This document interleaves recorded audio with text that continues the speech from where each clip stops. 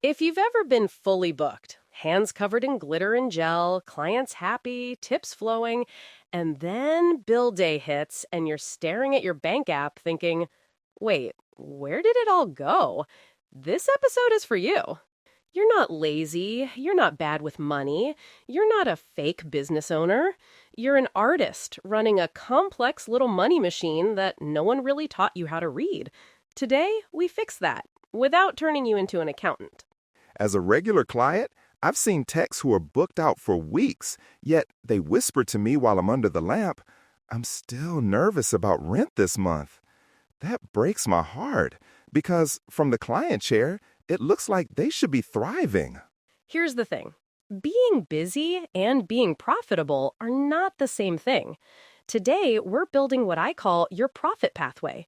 That's just a simple way to read 3 flows in your business: money in, money out, and money you keep, so you can pay yourself, price confidently, and grow on purpose, not by guesswork.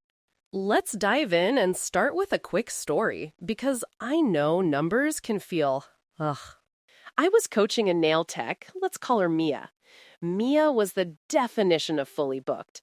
She had the cute studio, the Pinterest board, the loyal clients, the wait list. But every time her rent, her supplies, or her car payment came out, her stomach dropped. She told me, "I feel like I'm running on a treadmill at full speed and still not getting anywhere." I love this already because that sounds like at least 3 techs I know personally. Exactly. So Mia and I sat down, nothing fancy, and we looked at just 3 numbers. Not 100, not a full accounting report. 3. Her total money in for the month, her total money out, and what was truly left over for her. That's it. When she saw it on one page, she literally went quiet, then laughed. She said, "Wait, so I'm working 6 days a week? But if I just raised the price on 2 services by $5 and dropped this one service I hate, I could take Sundays off and still pay myself more?" That's the power of reading your numbers, even in a very simple way.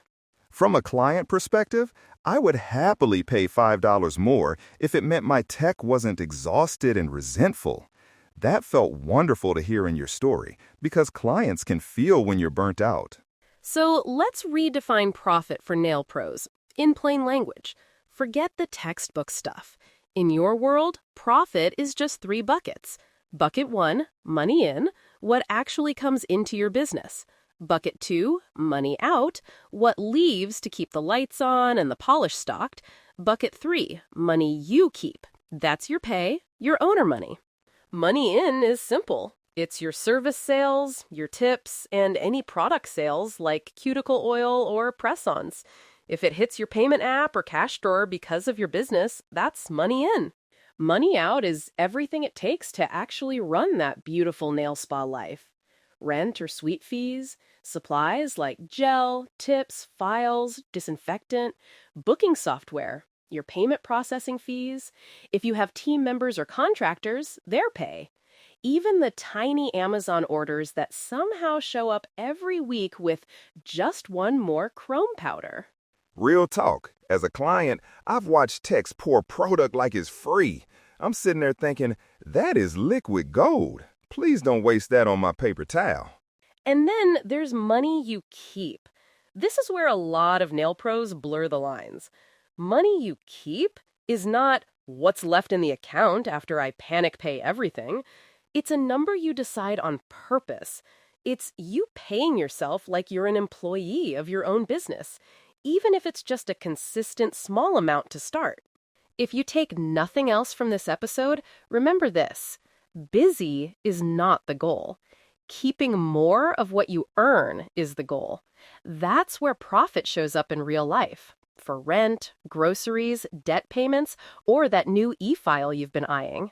And clients actually feel safer with techs who are stable and confident. My favorite experience is when my tech isn't stressing between appointments, trying to squeeze people in just to keep up with bills. All right, now let's talk about how you actually collect your core numbers without needing a degree or a 10-tab spreadsheet that makes you want to cry. Most of you already have the tools you need. Your booking app? Gold. Your payment processor? Gold. Even the Notes app on your phone or a simple notebook? Totally fine. We are not aiming for perfect. We're aiming for clear enough to make decisions. Here's a simple monthly routine you can follow. Step 1, pick one day a month, maybe the first Monday when things are quieter, where you sit down for 20 minutes. Just 20. You and your numbers, no judgment. Step 2, log into your booking or payment app and look at your total sales for the last month. If your app breaks it down by service, even better. Write down 3 things: total service sales, total tips, and total product sales. That's your money in snapshot. If you're listening in the car, don't try to do this while driving. But I love the idea of that one money date a month with your business. Step 3, grab your bank statement or your accounting app if you use one and list your main money out for the month. You don't have to list every coffee, but do write down your big categories: rent or suite, supplies, software, processing fees, and any team pay. Rough numbers are okay. Step 4, subtract. Total money in minus total money out. Whatever is left is your potential money you keep. I say potential because you might also be setting aside money for taxes or savings, but at least now you see the gap instead of guessing. And step 5, and this is where tech meets touch in the best way, put it on a one-page snapshot. This can be a simple piece of paper taped inside a notebook or a basic spreadsheet with 5 rows. Month at the top, then 3 lines: money in, money out, money you keep. One page, one glance. As a client, the idea that my tech knows exactly what keeps them secure and supported, that makes me trust them more with my time and my money. Now, once you've got a month or 2 of these snapshots, this is where it gets fun. You can start spotting patterns. Which services are actually carrying your business, and which ones are just exhausting you for not much return? If your booking app shows revenue by service, look at your top 3 moneymakers. Maybe it's structured gel fills, maybe it's nail art upgrades, maybe it's pedicures on Saturdays. Those are your power services, the ones that move the needle. Then look at your calendar by day. Are there days you leave the salon feeling wrecked, but the number on the report doesn't match your level of exhaustion? Maybe your Tuesdays are packed with low-ticket services and lots of cleanup time in between. That's an energy leak and a money leak. I've totally been that client who books the tiny, fiddly service and then adds on like 3 quick fixes. If that service is underpriced, you're basically giving me a discount on your entire afternoon. Exactly. Quiet money leaks often hide in 3 places: over-discounting, underpriced add-ons, and services you hate that you keep offering out of guilt.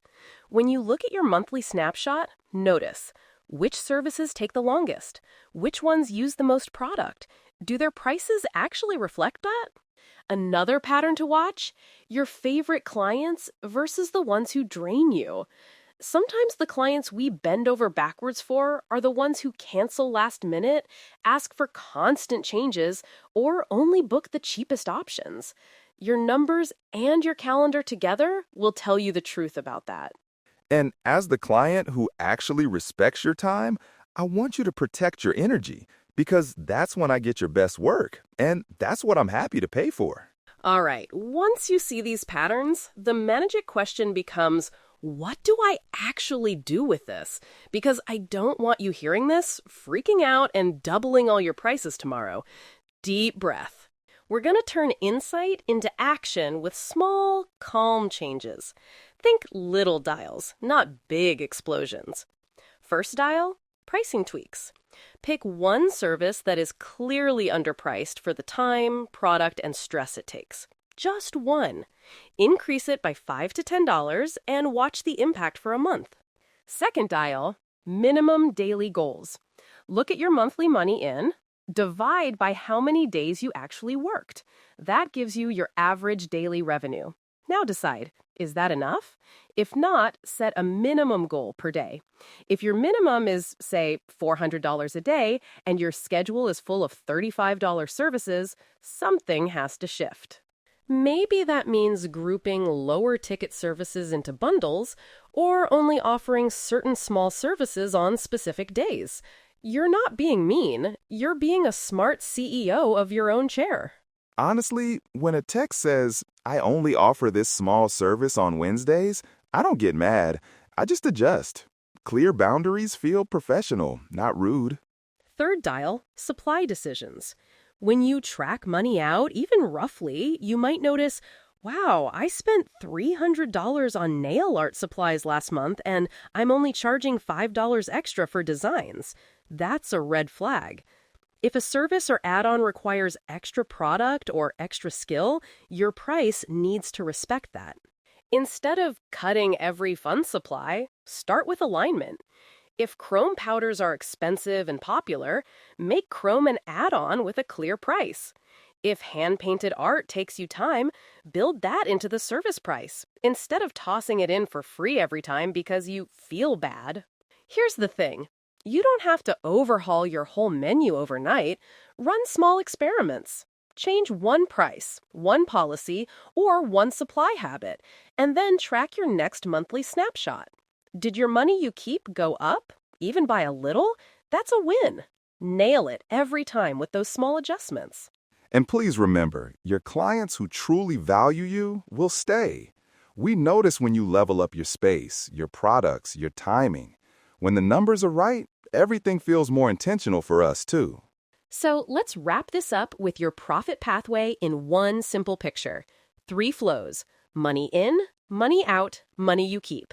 You collect your core numbers once a month using tools you already have. You spot patterns, your power services, your energy-draining days, and your quiet money leaks. Then you turn that into action with small, test-based tweaks to pricing, daily goals, and supplies. Your one action step for today is this. Create your one-page monthly money snapshot. Draw 3 lines on a page or set up a super simple spreadsheet with 3 rows. Money in, money out, money you keep. Name it for this month and fill it in with rough numbers. Give yourself just 20 minutes. No perfection, no shame, just clarity.